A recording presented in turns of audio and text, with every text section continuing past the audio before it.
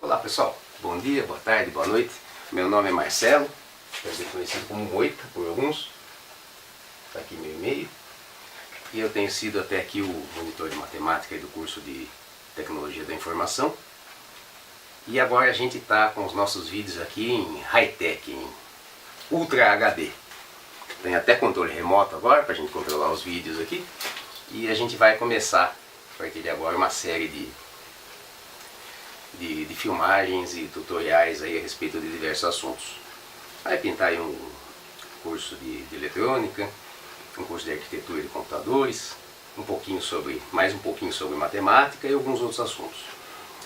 Mas hoje eu vim conversar com vocês especificamente sobre algoritmos, que eu conversei com o pessoal, né? O pessoal pediu uma ajuda com algoritmo, mas o fato é que eu não sou uma pessoa muito indicada para falar sobre algoritmos, embora eu use eles no trabalho.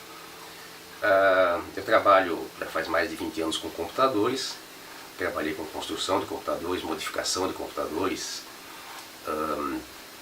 colocar computadores para fazer coisas diferentes, turbinar computadores, mas eu sou péssimo em programação, como se fosse um mecânico que se você me der o seu carro aí, eu faço o que você quiser com o motor, turbino ele, explico para você direitinho como funciona o motor, como funciona a combustão, a mistura do oxigênio com o combustível, para que serve uma caixa de câmbio, como você integra tudo isso, faz o carro rodar, mas se eu sentar, eu não sei dirigir, não conheço as leis de trânsito.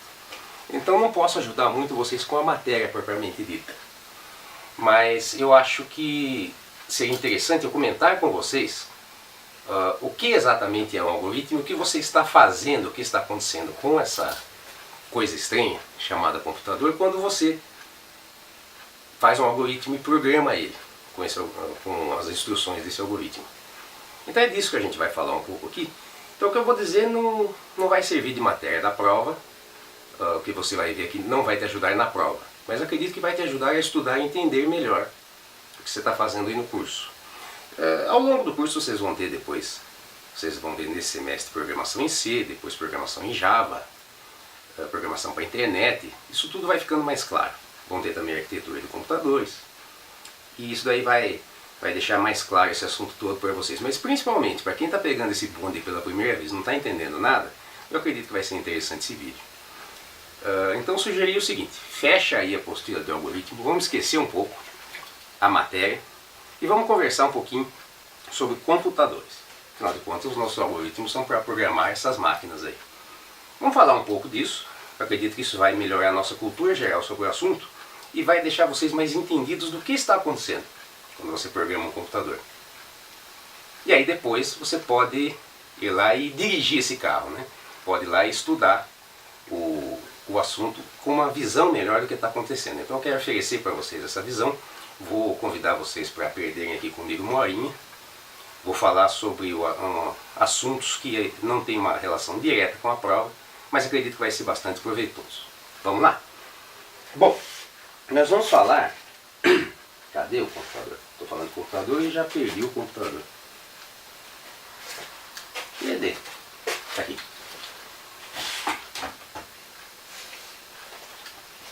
Vamos falar dessas máquinas, né? Eu tenho aqui uma placa padrão comum de computador padrão PC. E para quem já viu um pouquinho, vai ver acho que no próximo semestre, no segundo semestre, né, a gente vê lá mais ou menos a estrutura disso daqui. Né, você tem aqui peças, algumas servem para armazenar dados, são memórias. Você tem ligado externamente aqui dispositivos que armazenam memória por mais tempo, como por exemplo um HD. Essa daqui é esse tipo de memória aqui para operar apenas enquanto ele está funcionando, enquanto está ligado, né, memória volátil. Você tem aqui terminais, dispositivos que são para você se comunicar com outros equipamentos, para você pegar o resultado do trabalho dessa máquina aqui e mandar para um monitor, que nada mais é do que um dispositivo que transforma o que está acontecendo aqui em luz, de uma forma que a gente entenda. Você pode transformar também o que está acontecendo aqui dentro em som, para ouvir uma música, para analisar esse som. Pode fazer o contrário, você pode pegar esse som de fora, trazer para cá e analisar. Tudo que pode ser transformado em informação pode ser jogado aqui dentro dessa máquina, pode ser processado, transformado, pode ser devolvido. E você tem aqui, nesse soquete aqui, nesse slot, vai o componente principal, digamos, o cérebro do computador, que é o chamado processador, que é quem organiza toda essa bagunça e faz a parte pensante aqui desse dispositivo. Mas a gente vai ver daqui para frente que essa parte pensante na realidade é muito, muito burra. E que quando você está escrevendo um algoritmo, você está ensinando essa máquina aí a fazer aquilo que você quer, mas ela é muito burra. Então você tem que ensinar ela tudo passo a passo. Vai ficar mais claro aqui daqui a pouco como é que isso funciona. Para isso, eu quero voltar um pouquinho e falar da história disso aí tudo. Como começa a história do computador, pelo menos o computador moderno, como a gente conhece ele hoje. Isso aí começa já há algum tempo atrás, mais precisamente, podemos falar em séculos atrás, com o estudo da eletricidade, ou mais precisamente uma área da ciência da física, que é o eletromagnetismo. E o entendimento dessa ciência aí levou os técnicos, engenheiros e cientistas a começarem a criar dispositivos que operavam com essa coisa estranha chamada eletricidade. Então, criaram um monte de coisa, né? Uma que todo mundo conhece, bem antiga, uma tal de lâmpada. E foram surgindo novos componentes aí, relés, que nada mais são, acho que dá para ver aqui, um monte de metalzinho se movendo aqui dentro, fechando e abrindo contato, mas que teve uma participação muito importante aqui na história dos computadores. Transistores, diodos, capacitores. Tem vários tipos de peças, né? Qualquer um que já abriu um equipamento eletrônico vê um monte de pecinha lá, cada uma faz uma coisa diferente. Outro dispositivo também que desempenhou um papel muito importante, aqui dá para a gente ter uma ideia da evolução dele, foi a chamada válvula, né? Lá do rádio do vovô, que foram usadas também em computadores. Você tinha desde válvulas grandes, como essa daqui, até microválvulas ainda menores do que essa daqui, que são o equivalente, o vovô, do que hoje a gente chama de transistor, e que muitos transistores, mais especificamente milhões deles, compõem este componentezinho aqui, que é aquele que vai lá na placa, que é o processador, o cérebro do computador. Bom, cada peça tem um jeito de trabalhar. Existem jeitos diferentes de você ligar várias dezenas, milhares dessas, milhões dessas peças para fazerem coisas diferentes. Isso daí já é uma parte que entraria num curso de arquitetura de computadores, que é uma coisa também que eu pretendo colocar aí mais para frente para a gente ver esse assunto.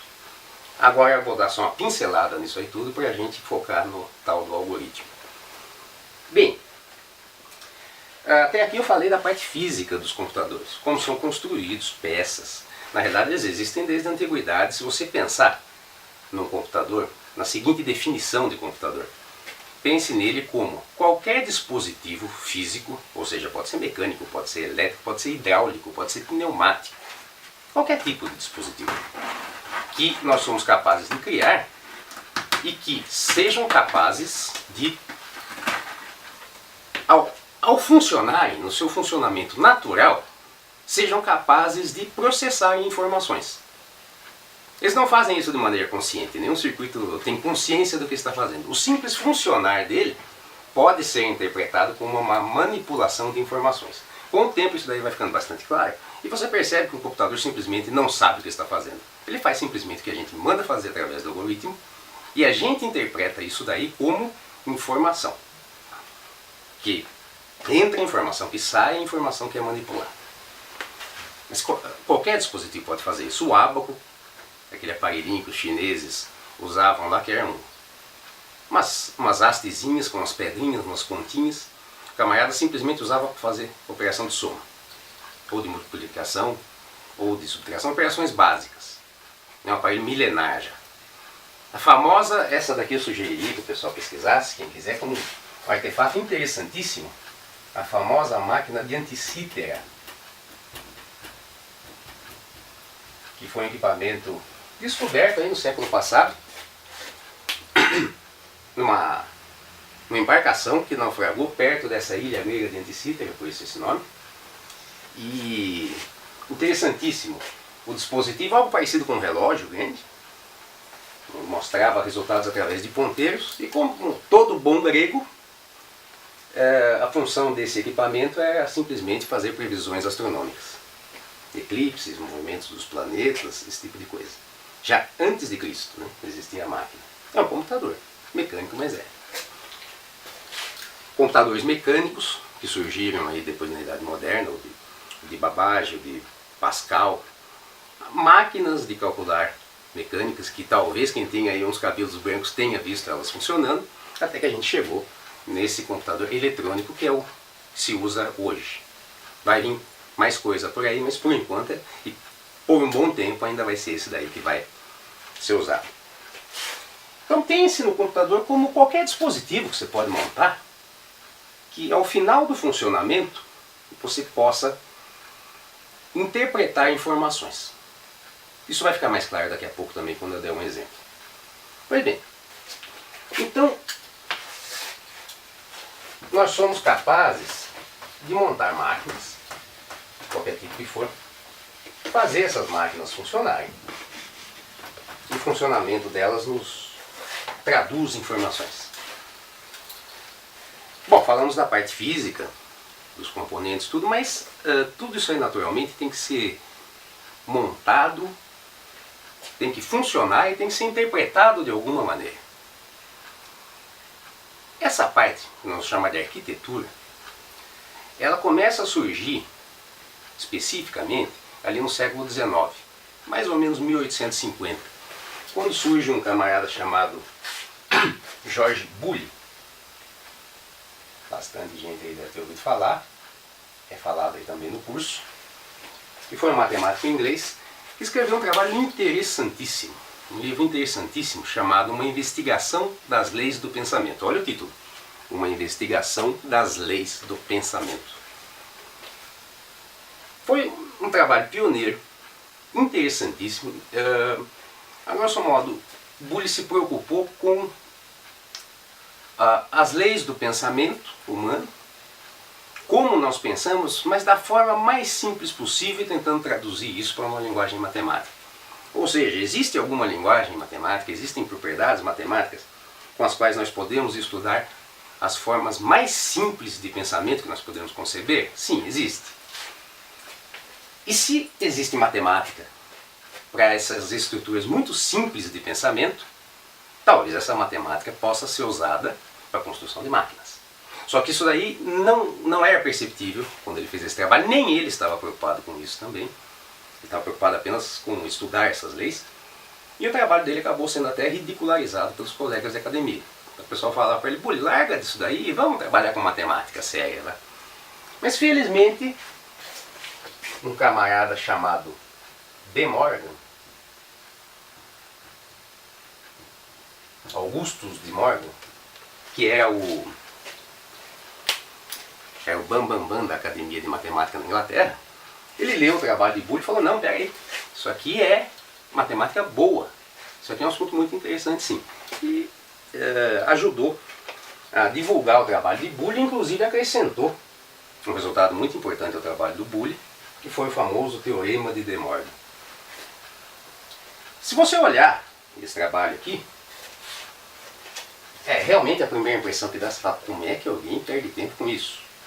É um trabalho matemático, mas matemática não é só conta, ele começou a se preocupar com lógica na matemática. Então ele criou alguns resultados desse tipo. Imagine, por exemplo, duas sentenças, duas afirmações, duas ideias. Então ele criou uma estrutura lógica lá. Se eu tiver uma ideia verdadeira e outra verdadeira, e eu quiser fazer uma operação lógica, uma dessas operações lógicas é a operação lógica que a gente chama de OU. Então uma coisa verdadeira ou uma coisa verdadeira, né? Verdadeiro ou verdadeiro, que resultado será que dá isso? Nós não vamos entrar em detalhes aqui, mas esse resultado deve ser verdadeiro. Verdadeiro ou falso?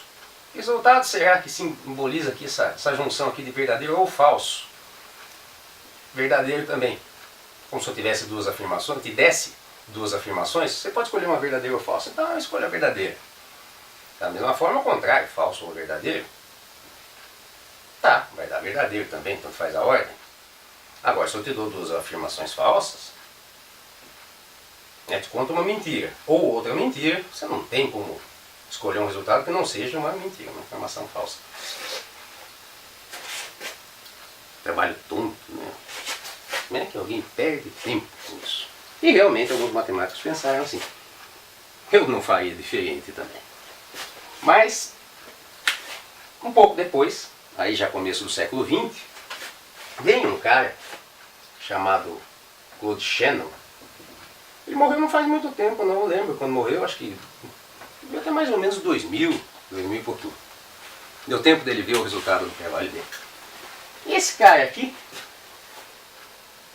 esses eram ingleses, né? Esse norte-americano olhou esse trabalho aqui e ele percebeu, ele sacou, que coisa fantástica. Ele era engenheiro, além de físico, era engenheiro. Então era um cara que entendia bem de matemática para ler, interpretar esse trabalho aqui, e tinha a genialidade, né? Shannon, o cara era fantástico para criar coisas. Era o gênio da lâmpada. E ele tinha genialidade para olhar isso daqui e imaginar máquinas que funcionassem assim. Ele falou, epa, peraí. Com essa lógica tonta aqui do Boole, com essas tais leis do pensamento aí que ele investigou, eu consigo fazer máquinas elétricas, com esses componentes que eu mostrei.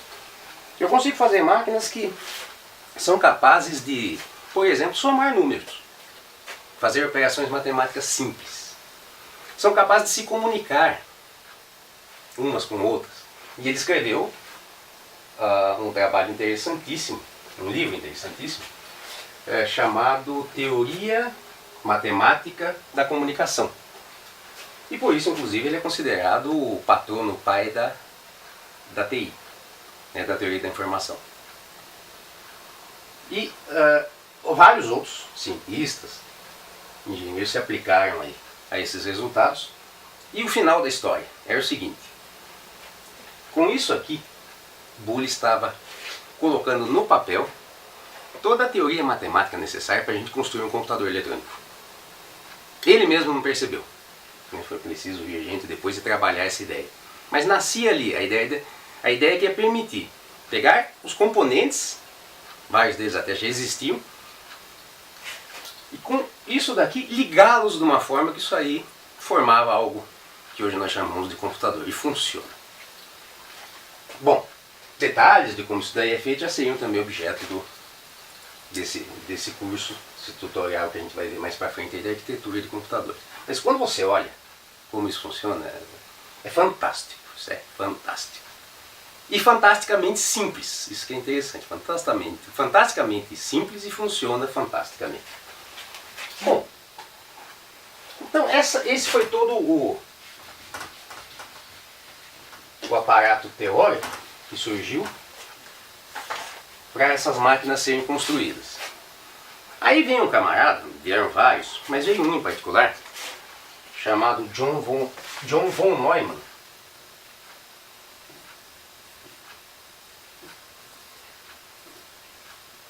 Escreve-se Van Neumann, mas alguns pronunciam Van Neumann, parece que ele era, acho que eu acho qualquer coisa assim. E o Neumann, já existiam computadores, já estavam montando os primeiros computadores, eles funcionavam, eram capazes de processar dados. E o von Neumann, ele não era Neumann, ele era Noia. Esse cara aqui, ele era um tremendo atrapalhado, um noião, só que um gênio da matemática. Trabalhou inclusive na construção da bomba atômica também, com a teoria matemática necessária à compreensão do átomo, para fazer a bomba, etc. E deu os palpites dele também nos computadores. E a ideia dele foi a seguinte, tanto funcionou, que isso que eu vou mostrar para vocês, que é a base do funcionamento aí da maioria dos computadores que a gente conhece, é conhecido como arquitetura de Von Neumann. E a ideia dele foi a seguinte, vamos agora começar a discutir o computador como máquina. Sem entrarmos nos detalhes, como essas peças funcionam, tudo, mas da forma que a gente vai ver aqui, a gente vai olhar isso por cima, funcionamento por cima, vai ficar claro. Basta você acreditar, e não é tão difícil, e com essas pecinhas que eu mostrei a gente consegue fazer coisas que funcionam, como computador, né? Então aí, no nosso dia a dia. Então, nós vamos falar aqui especificamente do processador, do cérebro do computador. Os demais componentes que funcionam em volta, eles seguem a mesma arquitetura.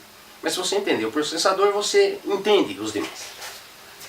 Então, vamos imaginar que isso aqui é um processador. Tem milhões de peças aqui dentro de componentes eletrônicos. Mas vamos pensar, independente de como eles funcionam, vamos pensar aqui em qual seria a estrutura geral desse negócio. O que será que tem aqui dentro, sem me preocupar com cada peça?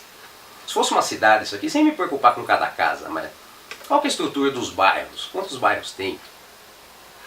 Algo assim, um olhar mais por cima. Quais são as mínimas estruturas que isso aqui precisa para trabalhar? E o Neumann, propôs o seguinte: para um computador funcionar, ele não precisa ter muita coisa lá dentro, não. Precisa ter muitos componentes, tudo, mas várias operações ele não precisa fazer.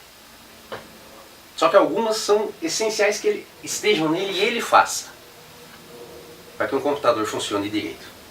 Bom, a primeira que você pode imaginar é a seguinte: isso aqui é um dispositivo que de algum modo vai processar informações. Então eu tenho que ter aqui algum dispositivo para a informação entrar e para a informação sair. Bom, aqui eu estou falando daquele conceito, né, que a gente sempre ouve lá, né, processamento. Entrada, processamento, vai acontecer algo aqui, e uma saída da informação processada. Tá. Mas muito geral. O que mais que pode ter aqui dentro? O computador, a gente vai ver melhor isso daqui a pouquinho, ele é uma peça, é um dispositivo que faz tudo. Se você quiser explicar para ele como fazer alguma coisa, você tem que explicar para ele tudo, pedacinho por pedacinho. Tudo, você tem que explicar tintim por tintim, entrar em detalhes para ele. E ele vai fazendo, vai criando resultados, esses resultados precisam ser usados depois. Então, ele precisa ter uma capacidade de guardar esses resultados, memorizar esses resultados para usar.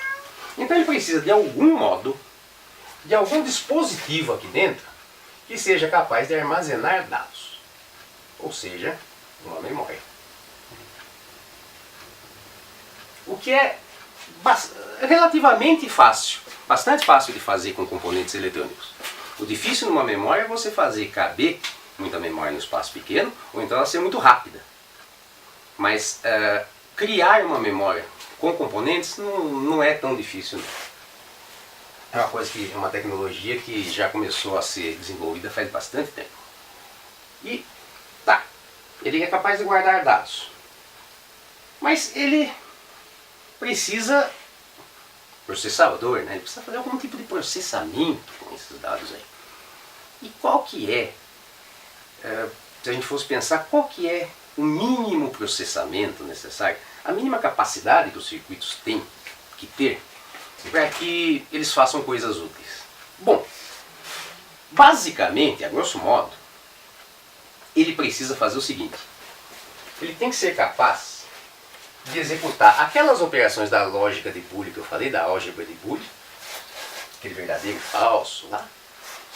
Então ele tem que ser capaz de fazer essas operações da lógica matemática, chamada booleanas. Por exemplo, a operação lógica I, a operação lógica OR. Não se preocupe com como elas funcionam. O interessante é que são operações matemáticas, mas não com números. Matemática não é só conta, é lógica também, são operações lógicas. Lógica todo mundo conhece um pouco, né? A operação não é simples, né?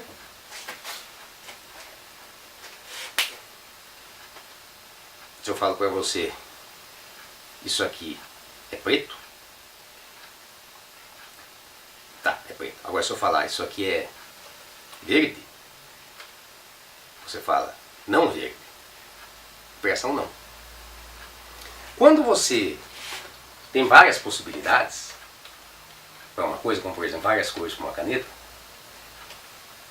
né, infinitas cores podem ser, você trabalha com aquilo que a gente chama de analógico.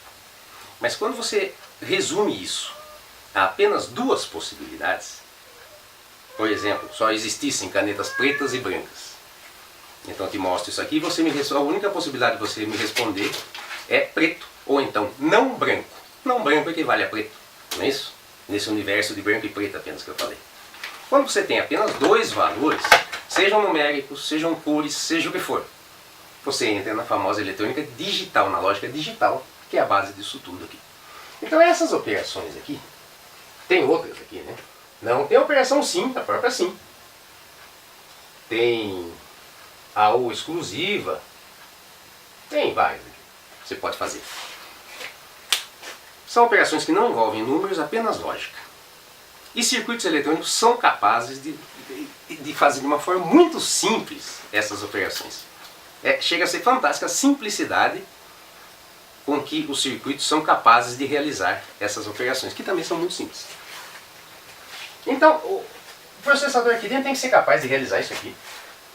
E tem que ser capaz também de realizar operações, agora sim, as operações matemáticas que a gente conhece aí do dia a dia.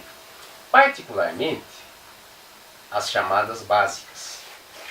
Mas muitas vezes ele precisa fazer operações bem mais complexas que apenas essas daqui não cobrem. Só que curiosamente, muito interessantemente, existe um resultado na matemática que é mais ou menos o seguinte. Toda operação matemática, por mais estranha que seja, mais complexa, ela pode ser aproximada, não igualada, mas ela pode ser aproximada com bastante precisão, com a precisão que eu quiser, por essas operações aqui. Em outras palavras, se eu tenho uma outra operação matemática muito complicada, vai existir um jeito de eu transformar ela, por exemplo, numa soma. Um certo jeito de somar alguma coisa. Essa operação complicada que eu falei não tem soma, por exemplo. Mas eu transformo ela numa soma, ou num conjunto de somas, de forma que essa soma se aproxima muito do resultado que eu quero. O suficiente para propósitos práticos. Ou seja, operações matemáticas complexas podem ser resumidas nas básicas. E mais ainda, que é muito interessante, na realidade, todas as operações básicas podem ser resumidas apenas na soma. Isso a gente sabe. Digamos que eu tenho uma máquina que é capaz de fazer uma soma. Ela só faz soma, mais nada. Mas se eu der dois números para ela, ela soma esses dois números.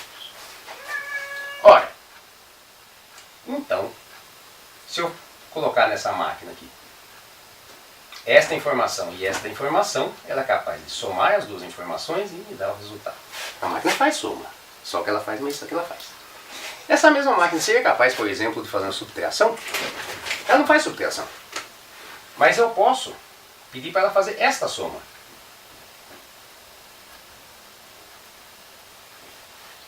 Ora, opa, o resultado é errado, né? 1 menos 2 dá. Isso aqui é igual. O que eu pedi para ela fazer? Faça uma soma, só que com o menos 2 agora. Veja que aqui a operação que está sendo feita, o que o circuito vai fazer lá dentro, ainda é uma soma. Só que a informação que eu joguei, ao invés de ser um número positivo, agora é um número negativo. Que é muito fácil de fazer também com circuitos. Ora, ele fez essa soma. E somou um número positivo com um negativo. Que pela regrinha da matemática, da matemática elementar, a gente sabe que equivale a 1 menos, né, mais com menos dá menos, 1 menos 2, que é igual a menos 1. Então o mesmo circuito que fez soma, com este artifício aqui, foi capaz de fazer, efetivamente, foi capaz de fazer uma subtração. Ainda que lá dentro ele só saiba somar. A multiplicação é mais clara ainda, né? Se eu quiser fazer 2 vezes 3, ele não faz multiplicação, então tudo bem. O que é 2 vezes 3 pela definição? É o 2 somado 3 vezes. Então é o 2 mais 2 mais 2. Ou 3 somado 2 vezes, também dá. Tanto faz. O importante aqui é que eu transformei uma operação que o meu circuito não faz numa operação que ele faz. Ou em outra operação que ele faz. Veja que aqui ele tem que fazer 2 vezes. Não faz mal. Eu mando ele fazer isso repetidamente, porque também não é difícil de fazer com circuitos. E assim vai. Logo, eu posso construir um processador, uma máquina, um computador, que ele vai precisar disso aqui ele pode fazer.